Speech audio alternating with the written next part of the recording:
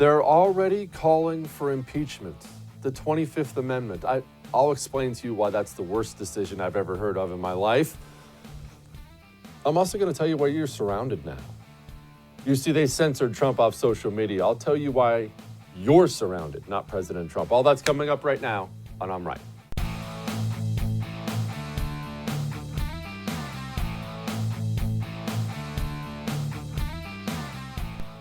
You know the hardest thing to do in life? Take accountability. Look in the mirror. I know you've had to go through it in your personal life. I certainly have had to go through it in my personal life, where you wake up one day and maybe you're too fat. Maybe you're out of a job. Maybe you snapped at your kids. Maybe you've screwed up any one of 1,000 things. Maybe, who knows? Maybe you're drinking too much. And you know, it's not hard to identify when you're in trouble, when something's going wrong. It's just not, right? I don't have enough money.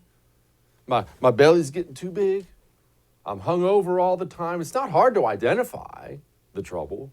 What's really, really, really hard, maybe the hardest thing in life, is for you and I to go look in that big old mirror you have in your bathroom and say, oh man, it's your fault. It's the hardest thing in the world. Nobody likes to take accountability because that hurts, right? It's so much easier to blame. It's everyone else's fault. It's his fault. It's her fault. It's my husband's fault. It's my wife's fault. It's the kid's fault. It's the government's fault. It's my boss's fault. It's the liquor store's fault. It's always someone else's fault. But the most productive thing and the most difficult thing is saying, it's my fault. It's really hard. For all, it's human nature. And you know why I'm so, I guess you can call it pessimistic about where we're going from here after the storming of the Capitol yesterday and everything? Why I'm so pessimistic about where we're going from here, it's not because of where we are. And I admit, we're in a rough spot. We're divided right now, certainly. It's not because of where we are, though. It's because all the people in the system, all the people in positions of power, they all think it's your fault. They look at everything that's happened in this country for 4 years. You know, everything. Russian investigation, impeachment, looting, burning, murdering. All of it. And they say to themselves, these people are scumbags, Nazis, white supremacists. They're dividing the nation. Nobody in the system, nobody, no one steps up and thinks, maybe that's on us. Nobody. You remember when Christopher Wray, the current sorry FBI director we have, I mean, he's the one that took over for the last sorry FBI director, but Christopher Wray takes over the FBI. And he takes over at a time where the FBI is shockingly at an all-time low, public reputation-wise. Clearly, they meddled in the 2016 election. We now know they used bad information to get a FISA warrant to spy on an American citizen. I mean, really, really ugly stuff. About 75% of the country viewed the FBI like horribly. Christopher Wray takes over. You know one of the first things he said? One of the first things he said, well, my job is to protect the FBI. Wait, what? No, your job's to reform the FBI. The problem is the public has lost trust in the FBI. You must reform the FBI because the trust is actually what matters. That's what has to be repaired. Not you doing damage control and protecting this guy and hiding this information and doing this. The public trust must be restored. What we're seeing right now is a complete lack of public trust in America's institutions, and none of those institutions, none of them are having that hard, hungover look in the bathroom mirror and saying to themselves, all right, that's on me. That's on me. None of them. They all think it's you. And I'll tell you something else. And this is going to be a bitter pill to swallow, but that's what we do on this show. Remember, I'm not your mommy. I'm your daddy. It's not just on the left. I saw some of the most insane, asinine, stupidest things I've ever seen in my life, not from the left yesterday, but from the right. Failure to take accountability for where we are. Pointing fingers here and there, and it's Trump, it's this guy, it's this guy, it's this guy. And nobody wants to step up and look in the microphone and say, maybe maybe it's me. Maybe it's me. Here's the truth, and I'm going to give it to you straight here. I don't care whether you love Trump or hate Trump. The anger, the burning, white-hot anger in this country right now is not going away when Donald Trump is no longer president in a couple weeks from now. If anything, it gets worse from here. And it could be calmed down 100%. If these cultural institutions would wake up and realize there's a feeling out there of injustice. There's a feeling that the system people all get covered for and the people outside of the system all get crapped on. That's the feeling right now. If the cultural institutions would wake up and realize that, they could heal this, but they won't. And that's why I'm pessimistic. Not only won't they do it, they'll double down on everything. Not to nerd out on American history here, but let me just do a brief little rewind to, back to the beginning of this country. The British, we were still a colony of the British, and the British, they had just pulled back some forces for financial reasons. So the colonists weren't getting protected from the Indians anymore. The colonists were mad about that. And then the British levied a tax called the sugar tax. Then the colonists were really mad. And you know what the British did in response to that? Another tax. And then they were really mad. And you know what they did in response to that? They shipped a warship into the harbor to try to intimidate them. And there's more to the story. I'm not going to go into it right now, but that's what systems do. They don't analyze themselves. They look at a problem and think, I just haven't doubled down yet. I just haven't done enough yet. They look at you and me and they think, well, we haven't purged enough of them yet. We haven't punished them enough yet. We just need to slap them 3 or 4 more times. Then they'll wake up. That's why I'm pessimistic. Nobody wants to look in the mirror and own it. Nobody does. Nobody does. And the divisions of the nation, because we now have a Joe Biden presidency and a Democratic Senate and a Democratic House, those divisions only get worse because the Democratic Party is the anti-American party of division. That's what they are. I don't care what they were under JFK or even Bill Clinton. Those days are gone. Right now, they are the anti-American party of division. We will have 4 years of apologizing for America again, just like Barack Obama did the whole time, which drives people insane. And we will have 4 years of divisive, racist crap like this from the President of the United States of America. No one can tell me that if had been a group of Black Lives Matter protesting yesterday, they wouldn't have been treated very, very differently than the mob of thugs that stormed the Capitol. We all know that's true. And it is unacceptable, totally unacceptable. The American people saw it in plain view. And I hope it sensitized them to what we have to do. He's right. It is true. 100%. Black Lives Matter, if it was Black Lives Matter guys taking over that Capitol yesterday, they would have been treated 100% differently, and that's part of the problem with the feeling of injustice in this country. Oh, by differently, I mean each and every single news outlet would have went on and ran cover for all of them. You remember what they were saying about Black Lives Matter when they were burning, looting, and murdering? Well, they were 93% peaceful. Rioting is the language of the unheard. You remember we talked about yesterday. New York Times ran a headline on all the district attorneys in the country, springing them all out of jail without charges. Oh, well, they were exercising their civil rights. They'd be signing book deals. They'd have their stupid names written on the helmets of NFL players. People would be kneeling for them at the games. They'd have Black Lives Matter spread across an NBA court just like they did last year. They'd have corporate sponsorship. My kids couldn't log into their video games without having a Black Lives Matter landing page. You're right, it is true. They would have been treated differently. And that's part of the anger as well. We have people storming the Capitol yesterday, and all I see are things like domestic terrorists and traitors and sedition. And this is a sad day for America. Where were you all when Black Lives Matter was ruining people's lives? You were clapping. And that gets worse from here. It'll be 4 more years of that race-baiting crap. And it's building an anger that I'm trying to explain to people because I'm trying to avoid anybody getting hurt, and people don't seem to be listening. They're mad at me for being the one bringing the warning. I'm telling you right now, reform these cultural institutions or this gets worse from here. Worse from here. Oh, that was Joe Biden. Remember, this was Joe Biden just a little earlier, though. Quote, I give you my word. If I'm elected president, I will marshal the ingenuity and goodwill of this nation to turn division into unity and bring us together. Man, he really seems interested in bringing us together, doesn't he? I can feel the healing right now. Let's be honest.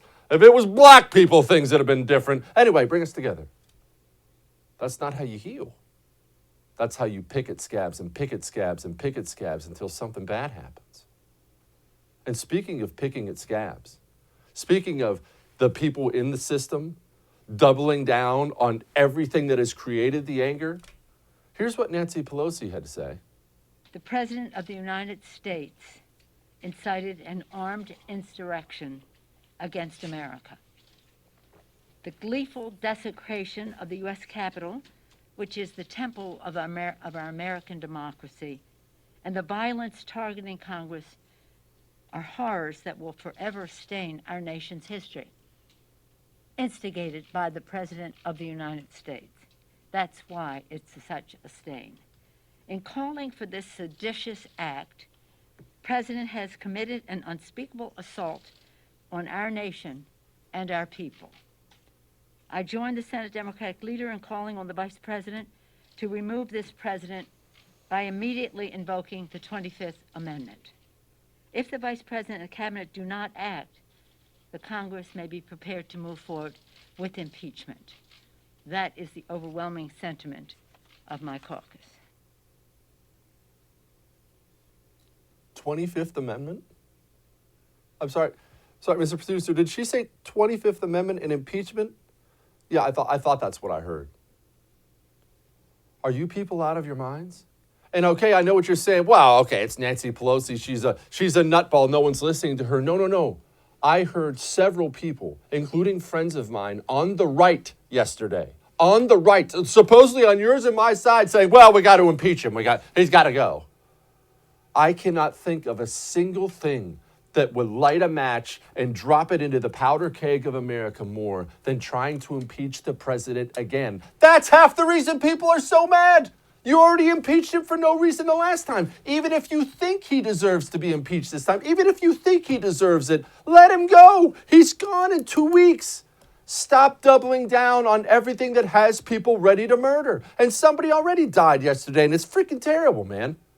It's absolutely terrible. And it's going to get worse if you don't stop picking at the scabs.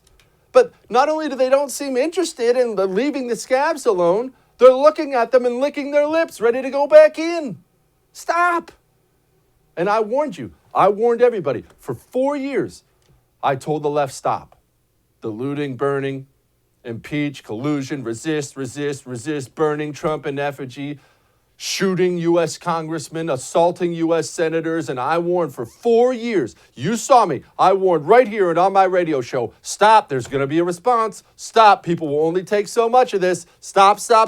Well, the response is here, baby. I told you. Trump put out this statement, quote, even though I totally disagree with the outcome of the election and the facts bear me out, nevertheless, there will be an orderly transition on January 20th. I have always said we would continue our fight to ensure that only legal votes were counted. While this represents the end of the greatest first term in presidential history, it is only the beginning of our fight to make America great again, end quote. And Twitter promptly locked Donald Trump out of his account. Quote, as a result of the unprecedented and ongoing violent situation in Washington, D.C., we've required the removal of 3 of Donald Trump's tweets that were posted earlier today for repeated and severe violations of our civic integrity policy. This means that the account of Donald Trump will be locked for 12 hours following the removal of these tweets. If the tweets are not removed, the account will remain locked. Mark Zuckerberg already banned Trump indefinitely. So did Instagram. Mark Zuckerberg on Facebook. We believe the risks of allowing the president to continue to use our service during this period are simply too great. Therefore, we are extending the block we have placed on his Facebook and Instagram accounts indefinitely and for at least the next 2 weeks until the peaceful transition of power is over. And let me tell you something. Right now. They're not going to stop with Donald Trump now. They're not. They're going to now, like I've been telling you, double down on each and everything that has people furious. People have been furious for 4 years of censorship by all the big tech groups. They're so mad about it already. And what's the first thing they do in response? Wipe out the president's account. What's the next thing they're going to do? Wipe out your account. And guess who else predicted this? Who is this genius that predicted this? Oh, that's right. It was me. I told you back when they banned Alex Jones, that controversial radio host, and everybody on the right, especially the DC types, were clapping like seals. Oh, good, I don't like Alex Jones. I'm so glad Alex Jones is gone. I went out and I wrote this article telling them it's not just Alex Jones. They're coming for you next. This is what they do. They pick off what they view as the easy prey, and you're the prey that's coming next. And they're coming now, because now there's nothing to stop them. The next 10, 20, 30 years in this country are going to look vastly different than the last 10, 20, 30 years. And the next 4 are going to be rough ones, because you are completely surrounded culturally. You are surrounded culturally because of every single gutless conservative who constantly told you this isn't the hill to die on, as they retreated and lost ground. And now here we are surrounded. And we're going to have to figure out how to get through it together. All that may have made you uncomfortable, but I'm right. Now, we do have to reform this government. We have to find the right candidates running for office. Mammoth Nation already has. So I know what you're saying. Well, what does that have to do with me? Well, listen, Mammoth Nation gives you discounts. You pay $19, and you become a member of Mammoth Nation. You now get discounts all over the place, more places than I can list. Your money, it goes to the people running for office that you and I care about. The people who are going to go try to fix this mess. Go to mammothnation.com/Jesse. That's mammothnation.com/Jesse. We'll be back.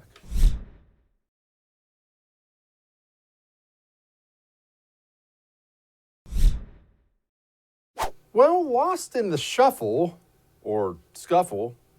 I'm a host. I just did that live. Anyway, lost in all that was we lost the Senate. We didn't even get a chance to talk yesterday about the fact we lost the Senate. I realize that's not the sunniest news in the world, but I can't let this go. I keep coming back to this because I talked about it with you the night before the election in Georgia. We have 2 nut jobs now from Georgia. Georgia. You know, Republican stronghold deep south. Not Connecticut, not Oregon, not California, from Georgia. This is what happens when you don't mind the imports into your state. This is what happens when corporatist Republican governors spend all their time courting businesses, big ones, from California. Come on in, bring your employees. The water's warm here. We'll give you some tax breaks. You know how close these elections are? We just had a presidential election. I mean, it's easy to think, it's millions and millions and millions and millions. You know the difference between Donald Trump and Joe Biden in Georgia? 11,000, give or take. That's nothing. That's nothing. You're bringing in these corporations, bringing thousands of employees with them. And this is what you get. This is what you get. You know what you have with Raphael Warnock? From Georgia. I cannot stress this enough. From Georgia. He allegedly had an altercation with his wife where he drove over her foot. He praised Cuban dictator Fidel Castro. He had that campaign staffer, we showed you this the other day, talking about, he absolutely supports defunding the police. He oversaw a church camp where campers were allegedly abused in ways I'm not going to discuss with you on the show. Charged for being extremely uncooperative and disruptive in the camp investigation. And he openly campaigned with anti-Semite Hank Johnson. And that's not even talking to you about the video out there. The video out there of him from the pulpit, not in some hidden camera, from the pulpit saying the most horrible things about America, the military, everything else. And that someone exists like this doesn't shock me. There are certain scumbags out there everywhere. This guy's a United States senator now. There are only 100 of them in the world. and he's from Georgia. And John Ossoff's there now too. John Ossoff is an open socialist. And we have tilted the balance of power to these people. And this is how we stand right now, by the way. They have, obviously, president, vice president. They have the majority in the Senate. They have a slimmer majority in the House, 222 to 211. We have 6 Republican judges and 3 Democrat judges. I don't know that we can continue to put John Roberts in the Republican judge category anymore, do you? I mean, how many times do we have to be knifed in the back by that guy to still accept it? But that's where we stand right now. You have a Supreme Court, kind of, but keep in mind, I know it's a little dark, but some of our guys are old. Clarence Thomas is old. And now, I mean, he's my favorite justice. Now we got to hope he hangs on for 4 years. I don't know how we handle that. Yeah, it's on a federal level, it's really bad. But, hear me out here. Maybe that's a good thing. Maybe it's time for you and I to focus on a more local level anyway. That's part of why Democrats have seen such success. They're so great at local politics. In race after race after race across the country, we won't even run somebody in a DA race. They'll throw some heavily funded radical nut job in there, boom, he's elected, and all of a sudden leftists can't get prosecuted for anything. School board, city council, mayor, your state house. States are going to be critical, not just in the next 4 years, in the next 20, 30 years in this country. State house, state senate, these are critical bodies right now in standing up against the federal Leviathan. Maybe this is good. Maybe this will force us to refocus. It's time. All right. Now, you know what else it's time for? You to get home title lock. Cyber theft is not going away.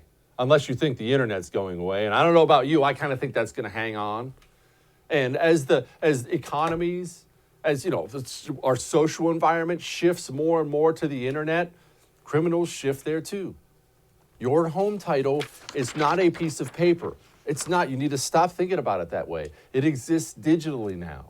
And it's not a hard thing for these guys to hack into your title. It takes them less than 10 minutes. I know they did it to me. They're going to get it. They're going to forge your signature on it, take a loan out against it. You have to pay that loan back, or you get evicted. Go to HomeTitleLock.com right now and sign up. If you use the promo code RADIO, you get 30 days for free. HomeTitleLock.com. We'll be back.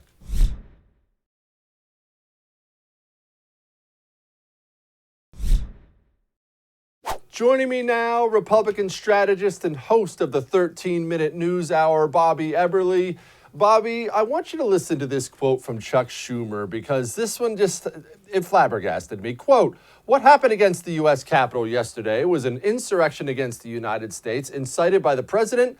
The president should not hold office one day longer. The quickest and most effective way it can be done today to remove this president from office will be for the vice president to immediately invoke the 25th Amendment. If the vice president and cabinet refuse to stand up, Congress should reconvene to impeach the president." Bobby, are these people out of their minds? Are they trying to get a violent insurrection in this country? Oh my gosh, you're right. They keep pushing, Jesse. And by the way, great to be on the program. I love to be back. Those quotes from Chuck Schumer, I mean, how outrageous. We saw what happened yesterday, and we can go on and we can dissect it, but words like that, it just rings so hollow. It's like these snowflake crocodile tears that these guys are doing when all summer long, all we had was riot and destruction, people dying, people being attacked by Antifa, cops dying, and they said nothing about it. June 2020, Democrats blocked a resolution in the House condemning violence, condemning the riots and the looting and the violence. They blocked the resolution. And now he's on his high horse saying that President Trump needs to go. I mean, to put it in their words, this was a largely peaceful protest. And now they are acting like, whoa, we've never seen anything like this. This is the end of the world. Give me a break. Yeah, he's just talking. He's making his sound bites. knowing that nothing is going to happen, but that's what the Democrats do. Are we sure nothing's going to happen, Bobby? And I only say this because they impeached him over nothing before. I don't think I'd put it past them to try it again. Yeah, we'll see how it goes. I think that with the time frame you're talking about, 13 days, I think once they wake up and realize that, hey, this is basically a done deal. They certified the results. That's why I'm so deflated as of yesterday. It was what I was looking forward to with some of that debate, getting up there, watching some of this debate and see it just, a totally different narrative, a totally different storyline. I don't think the Democrats are going to push forward on this. I know on President Trump's side, Vice President Pence and the cabinet aren't going to do anything. But wow, what a change of events yesterday when, the first challenge was made to Arizona and people were clapping in the House chamber and the speeches started. Steve Scalise. I mean, I thought we were in for something historic that maybe could move people to do the right thing, for these things to say, hey, this is contested. We need to do something about it. Even Vice President Mike Pence to do something. But instead, we got what we got. But yeah, I don't think the Democrats are going to move forward. Bobby, what are we supposed to think about the Pence-Trump relationship right now? I know it sounds completely immature. I said it yesterday, but Mike Pence did unfollow Donald Trump on Twitter. And for those aren't on Twitter, it's a conscious act. You definitely don't do it by accident. Trump's calling out Pence. Pence is unfollowing him. I realize this all sounds really juvenile, but clearly they're not getting along. Right.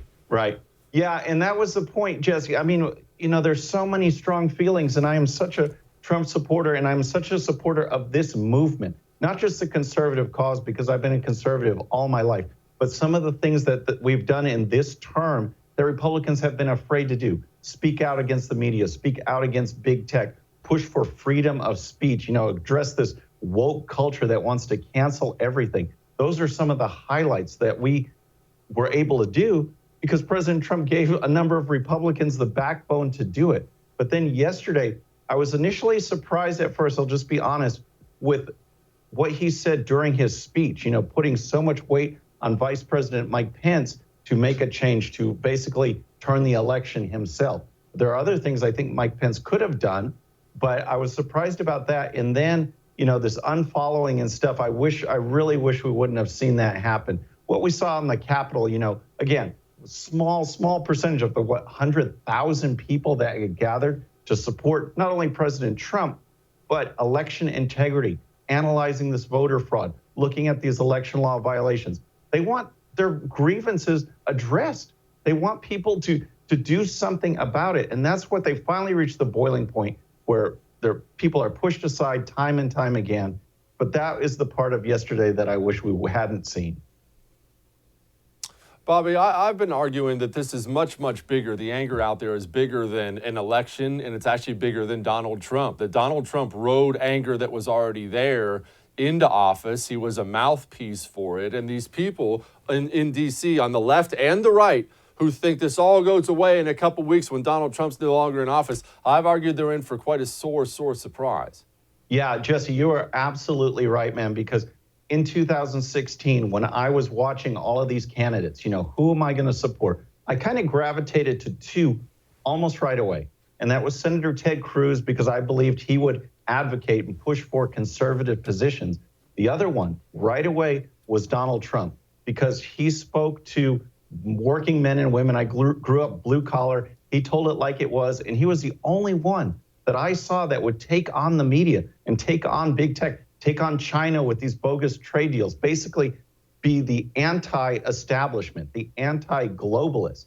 And we've had 4 years to build a movement of people like you and me and others. That doesn't go away. That builds. Now we have the spark. We have the person who started it. Now we can keep it growing and say, look, we're not going to back down. We saw what President Trump did. We saw how the media reacts. Yeah, they went after him. He might be our sacrificial lamb. But now we've learned that the only way is to fight back. We have to fight back. And I agree with you. I don't think this is going away. How do we deal? What are you telling your audience about how to deal with the next 4 years? Because it's not only not going away. I mean, you heard Joe Biden's idiotic comments today about if these were black people.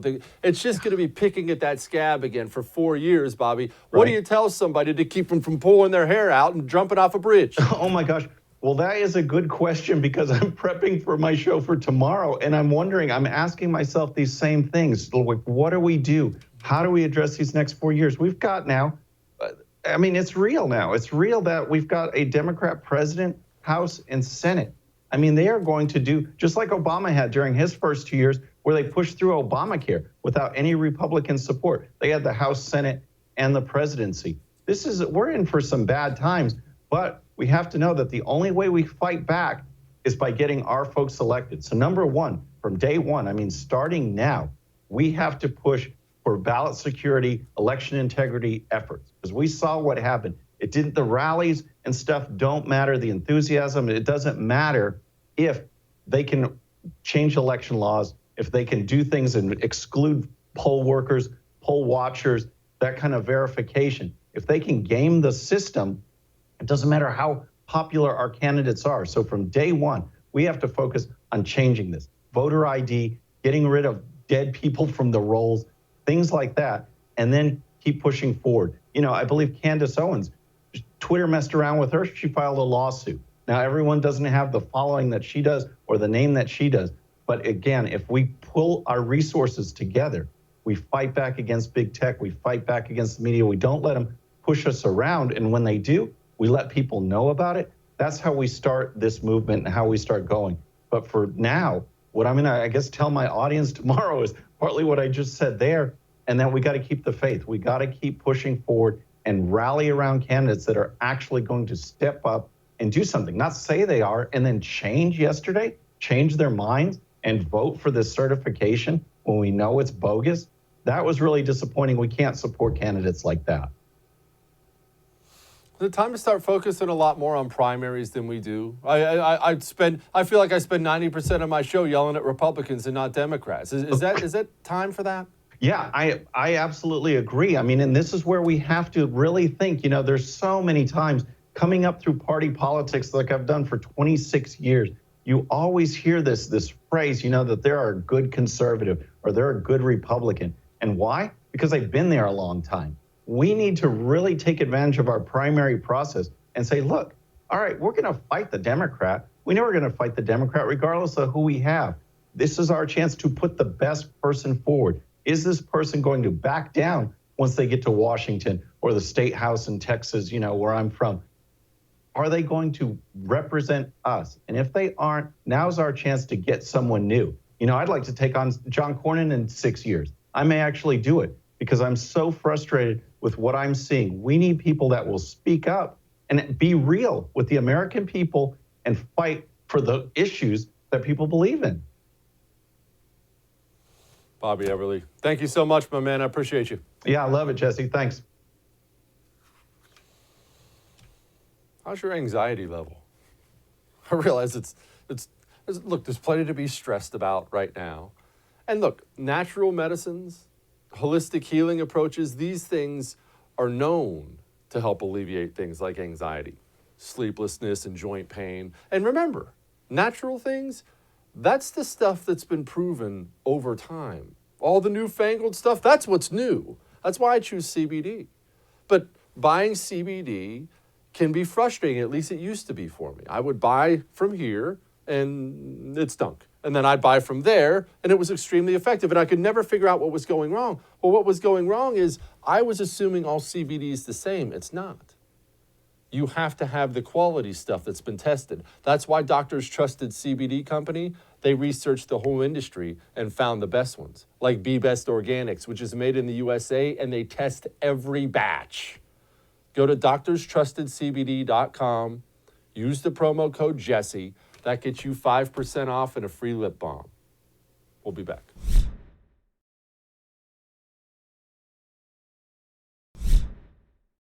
A few years ago, I went to Portland. Well, I should say I went back to Portland.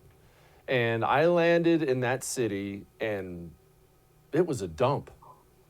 And that stinks because about 10 years before that, I went up to Portland to visit family. And that was one of the most beautiful cities I've ever been in my entire life. And over that period of time, the left has somehow found a way to ruin what I thought was maybe the most beautiful city in the United States of America. So to talk to me about that and other things, Emma Michel, she's the spokesperson for Young Americans for Liberty. Emma, what happened to your gorgeous town? I used to love it. Yeah, the leftists totally got a hold of it. It's pretty unfortunate. I was ready to get really defensive about Portland there when you called it a dump. And then you mentioned that you'd been there 10 years earlier and it was beautiful. And that's the exact experience that I had. I grew up there in the late 90s, saw it as a beautiful place. It was a great place to grow up.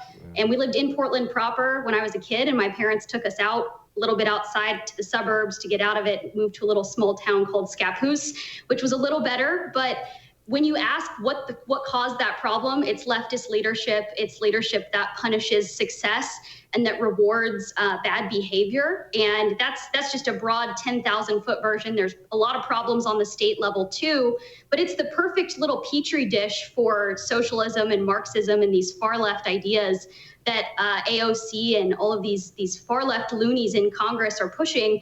Take it from me, it does not end well. I've seen that story and I don't like how it ends. It's why I got out. Now I'm living in Tennessee. It's a much better state. It's unfortunate though. It's a big problem. Emma, do leftists love ugly? I mean, you just explained how it got ugly over time, and they're doing the same thing to New York City, and I love New York City, but it's a dump now too. Why can they not see what you can plainly see, what I can plainly see, that this was an awesome place and I've ruined it? I understand being a commie, many people are commies, but how do they love to ruin something nice?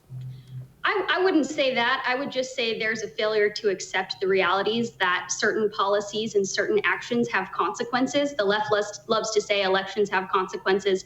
That goes both ways. That's how it works out on the West Coast. And you see it all up and down from Washington to Oregon to California.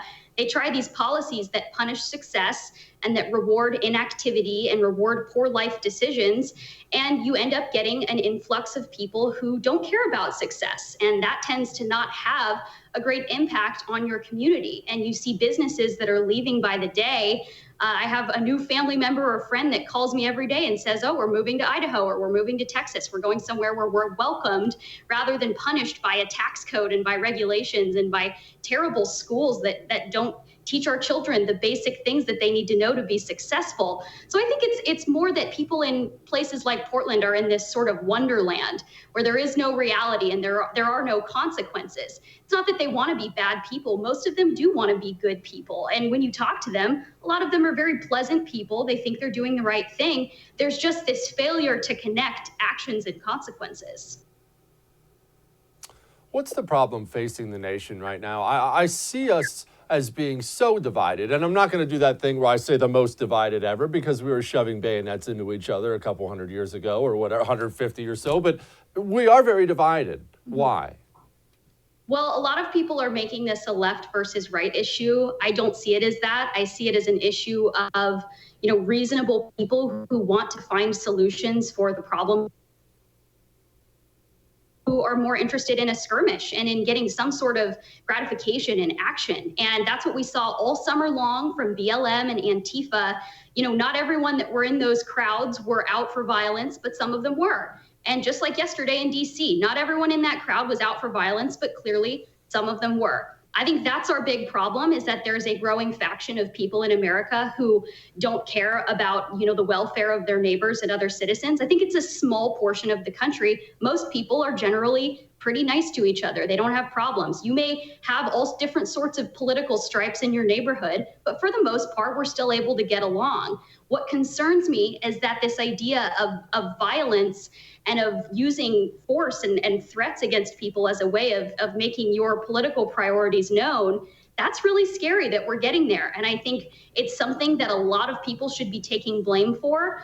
I don't necessarily know what the answer is here, other than for us to take a good long look at how we see our neighbors and maybe focus more on our communities and less on waiting for DC to save us, because it won't. Emma, I don't want to see anybody get hurt. I'm assuming you don't want to see anybody get hurt. I believe we are heading down that path inevitably unless our cultural institutions will reform themselves. How do we make that happen? How do we get our cultural institutions to reform back to what they were so we can earn trust again? Because that's the loss right now. The American people do not trust their institutions, and you're not really a nation when that happens. Then you're going to come apart. Yeah, you're absolutely right. I think it starts on the state level. That idea of going back to our smaller communities and being more reliant on those being strong than on the federal government in DC. DC is always going to be incompetent. I don't have very much faith that it's ever going to get its act together, but I do have faith that there is still hope on the state and local level for us to fix our communities and fix our infrastructure. That's where a lot of these election concerns are coming from, is from state incompetence for the way that they're running these elections. And I think if we can come up with reforms and ideas that work on that level and restore trust on that level, we will see that effect continue to grow. And maybe we can get some of these good folks on the state level into Congress doing a good job. That's my hope. And it's what we do as an organization at Young Americans for Liberty. We're working to get solid, principled folks elected to state representative across the country. That, I think, is something that you can actually do that has a tangible value. The people that work in our state houses have so much consequence over our day-to-day lives, so much control. And if they're bad, you see California. And if they're good, you see typically a state that's more free and prosperous, like Texas. That is the power that our local officials have, and that's why that's important. I think people who feel frustrated right now and like they're not being represented, rather than looking to DC to fix our problems, we should look to the more local level. Government can only do so much, but I do believe that a local and state focused thing that our founders came up with, that's what's really going to get us more in line with what the American experiment was meant to be. Emma Michaud, that was awesome. I appreciate you. We'll have you back soon. Thanks, Jesse.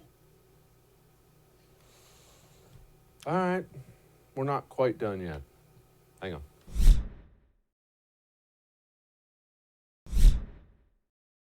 As you know, I am now a card-carrying member of the Anti-Communist Party. And since I've been talking about being a member, really I'm the flagship member of the Anti-Communist Party, the leader, if you will. Obviously, this is something that has caught on now. People are talking to me about it all the time. And then I'm getting bombarded with emails and texts from people. Hey, when can I get a t-shirt? Have some merchandise made. Get some hats made. Well, I reached out to the powers that be here at the First. And of course, because the First lets me do whatever I want and say whatever I want, they're on board with it. And it's available now. You can have anti-communist t-shirts. We have tank tops. We have coffee mugs. We have trucker hats. Go. We even have hoodie sweatshirts. I'm 100% getting one of those hoodie sweatshirts, by the way. Go get your anti-communist stuff. Enjoy it. I'll be sporting it myself. All right. I'll see you tomorrow.